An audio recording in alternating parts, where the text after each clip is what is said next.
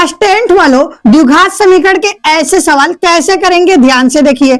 सवाल है द्विघात समीकरण के शून्यक ज्ञात कीजिए। शून्यक ज्ञात करना है, हमको पता है पहला शून्यक अल्फा होता है और दूसरा शून्यक बीटा होता है। तो अल्फा बराबर यहाँ पर 1 हो जाएगा और बीटा बराबर यहाँ पर 8/3 हो जाएगा। सर आपको कैसे पता चला अल्फा बराबर 1 ही होगा, बीटा बराबर 8/3 होगा? तो आइए इसके पीछे का नियम समझते हैं। जब भी द्विघात समीकरण में a प्लस बी प्लस सी बराबर 0 होता है तो उसका पहला शून्यक अल्फा बराबर 1 हमेशा होगा और दूसरा शून्यक बीटा बराबर c/a होगा। यह बात आप लोग ध्यान में रखिएगा। अब ध्यान से देखिए, इस समीकरण में a हमारा 3 है तो 3, b हमारा -11 है तो -11, c हमारा +8 है तो +8। अब इन तीनों को जब हम लोग जोड़ेंगे तो ये हमारा 0 के